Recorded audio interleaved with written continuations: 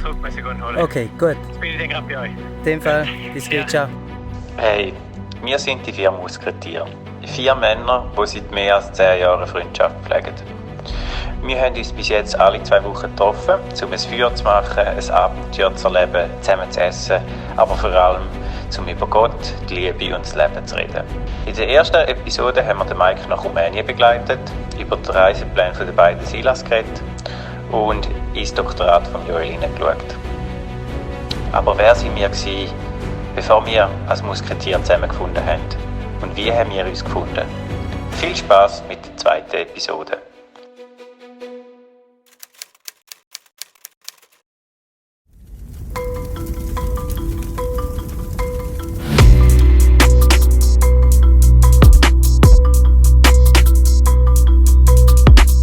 Musketier runtergehauen, das war mega genial. Ja, ich sag's dir, erstens, es gibt Fahrradwege, es ist voll unpräpariert und du fährst so drauf.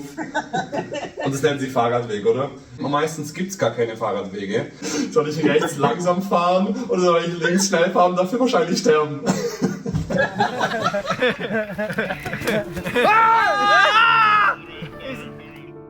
Ich bin in einem christlichen Elternhaus aufgewachsen. Wir haben nie grossen Mangel leiden. Wir haben nie wirklich eine Katastrophe erlebt. Es war einfach alles mega gut gewesen. Und ich bin so dankbar für das und merke auch immer mehr und mehr, dass das ganz viele Leute eben nicht hatten.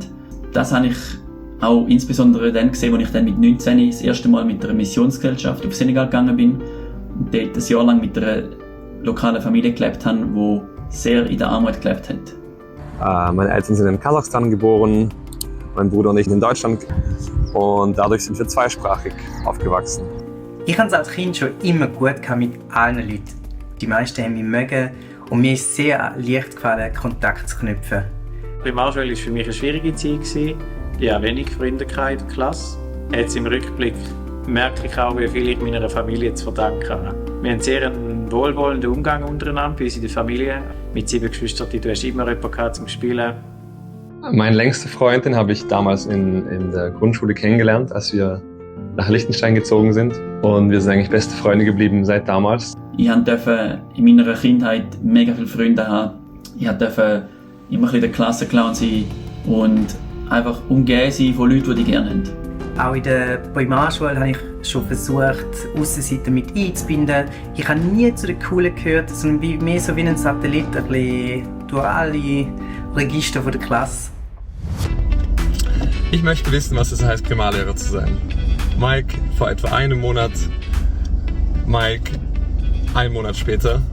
Primarlehrer sein heißt, geduldig zu warten, auch wenn das nach langer Zeit eingeübte Ritual nicht funktioniert. Endlich mal fröhlich mitsingende Kinder im Musikunterricht zu haben. Wo ist die Kokosnuss? Wo ist die Kokosnuss? Bis jetzt hatte ich noch keinen frühen Feierabend. Ganz viele Klassenzimmer einrichten, sich überlegen, was für Rituale macht man überhaupt? Wie sieht so ein Klassenrat aus? Ich glaube, was ich schon so ein bisschen merke, ist, dass ich zwar nicht überfordert war jetzt in diesem letzten Monat, aber doch so ein bisschen angestanden bin. All die Werkzeuge, die ich mir erarbeitet habe, gar nichts bringen hier mit den Primarschülern. Was ich auch lernen musste, ich arbeite hier an einer Privatschule, nicht an einer öffentlichen Schule. Die Eltern können viel mehr mitbestimmen und erwarten auch viel mehr. 20, 30 E-Mails pro Tag ist da keine Besonderheit. Gleichzeitig habe ich auch gemerkt, dass mir die Kinder extrem gut tun und ich sehr viel gelernt habe. 1, 2, 3. Ja, Oberstufe ist ja dann wie so, hast du wie nur noch mal einen Neustart quasi. Es gibt so die bereits mal eine Zigarette rauchen, mit den Frauen anfangen zu flirten. Ich habe definitiv nicht zu denen gehört. Aber wir hatten eine Boys Group gehabt. Nicht die Cool Kids, aber wir hatten einander gehabt. Gerade auch in einer Phase, wo du vielleicht auch nicht mehr ganz so viel mit der Familie machen willst. Wir haben im Quartier gespielt, Trampolin, Räuber und Bulli. Es war eine geile Zeit. Und das erste Mal musste ich dann einen Freund hinter mir lassen, wo ich von der Primar als Gimmi bin. Und dort andere halt dann in die Säcke sind. Und dort ist wie so eine ganz enge Freundschaft ist dort wie einfach auseinandergegangen. Nicht, weil wir es schlecht hatten, sondern weil sich die Wege getrennt haben. Und das war hart gewesen.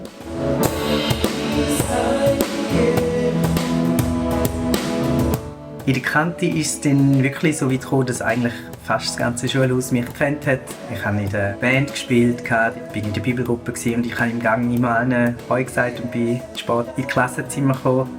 Was im ersten Moment mega cool tönt, hat mich doch nachdenklich gestimmt. In meinen Händen habe ich einen Brief, den ich mir mit 16 geschrieben habe, als zukünftige Ich, zum Thema Freundschaft. Weniger ist mehr. Lieber wenige Beziehungen, die in die Tiefe gehen, oder? Und das schreibe ich, nachdem ich darüber reflektiere, dass ich zwar mega viele Leute kenne, aber dass das nicht nur seine Vorteile hat. Das war geil. Mega. Ja.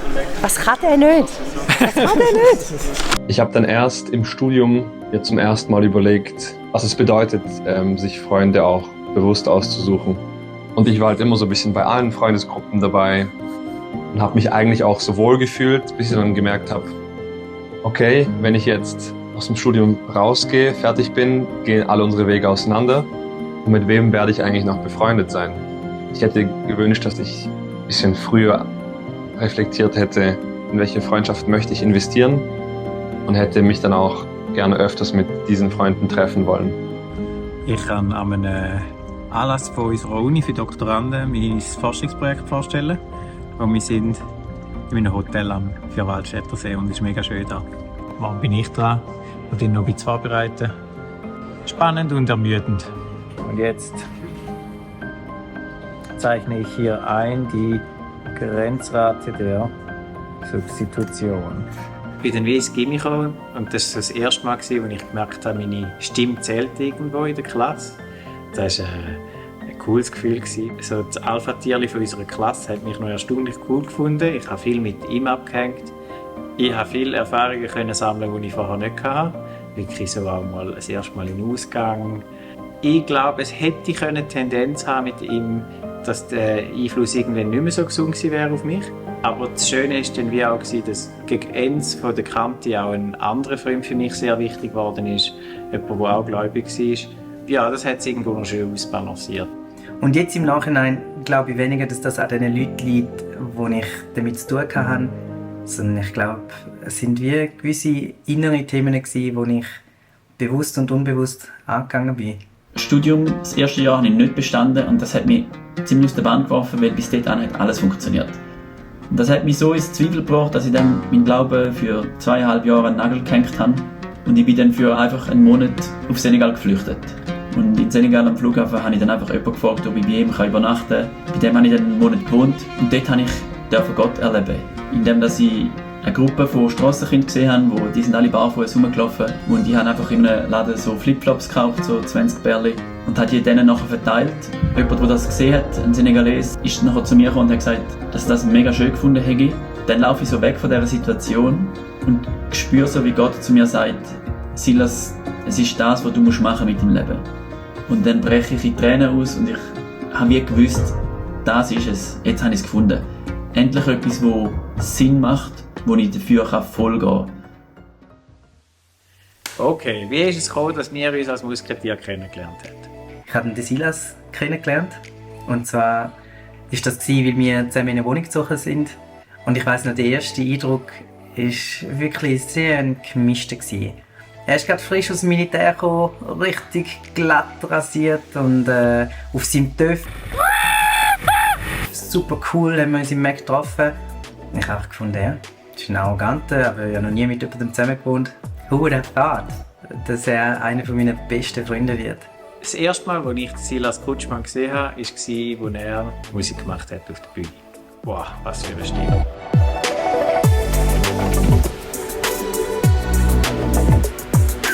Beim Joel ziemlich ähnlich. Ich habe ihn auch einen mega schönen Mann gefunden und er ist an der HSG so erfolgreich. Und ja, meine Eifersucht hat es wie nicht zulassen, dass ich ihn mag. Who would have thought? Den Mike habe ich kennt über den Silas Rupp. Den Joel kannte ich ursprünglich noch nicht. Ich bin damals in seine Wohnung gezogen. Und dann geht die Geschichte weiter mit Silas Rupp. Und zwar haben wir beide mal die gleiche Frau spannend gefunden. Und weil er auch an der HSG war, hat er mich gefragt, ob wir mal zusammen lernen. Je häufiger wir uns getroffen haben, desto weniger ist es ums Lernen gegangen und desto mehr haben wir einfach eine mega gute Zeit gehabt, wenn wir am Lab gemacht haben. Wir haben gerade eine richtig krasse Ruine gefunden. Und auf den Mike bin ich auch ein bisschen neidisch gewesen. Von meiner Herkunft her bin ich auch der Musiker gewesen. Und plötzlich höre ich Gerüchte von einem, der unglaublich gut Klavier spielt und bis ich ihn dann an einer WG-Party kennengelernt habe. Und der war mir mega sympathisch gewesen, aber ich konnte ihn ja nicht mögen. Who would have thought? Der Silas Putschmann, der krasse Musiker, für mich eine lange Randfigur. Bis der Silas Rupp dann mal vorgeschlagen hat, dass wir zu dritt im Wald grillieren. Und wo wir schon im Wald waren, hat der Silas Rupp dann gesagt, er fühle sich nicht so gut, er gehe sich zurück. Und dann haben wir angefangen zu reden und ich habe gemerkt, okay, der Silas Putschmann ist eigentlich auch ganz zu Weg. Und schlussendlich haben dann auch meine WG, die ich mit dem Joel zusammen hatte, und die WG, die der Silas mit dem anderen Silas hatte, wir haben uns dann recht gut verstanden und wir haben uns immer wieder getroffen für Spieleabende und einfach zum Philosophieren bis tief in die Nacht. Und jetzt bin ich da, 10 Jahre später, und ich merke einfach, dass ein Herzenswunsch mega in Erfüllung gegangen ist. Du hast weniger und weniger Leute, die du zu deinem engsten Kreis zählst. Und darum ist es für mich umso krasser und wertvoller, mit Leuten wie mit den Muskris unterwegs zu sein, wo wir jetzt schon über 10 Jahre Freundschaften leben und einfach, dass sich auch über mega viele Lebensphasen hinweg durchzieht. Und das ist für mich mega stark und wertvoll. Etwas, was bei den Musketieren anders ist als in anderen Freundschaften, die gekommen sind und gegangen sind. Auch in den Zeiten, wo es mal unangenehm geworden ist oder wo es ein bisschen Unstimmigkeiten gegeben hat, wo wir uns in verschiedene Richtungen entwickelt haben, irgendwie haben wir es immer geschafft, wieder den Weg zueinander zu finden, auch wenn es manchmal nur die Verbindlichkeit war, dass wir uns regelmäßig treffen.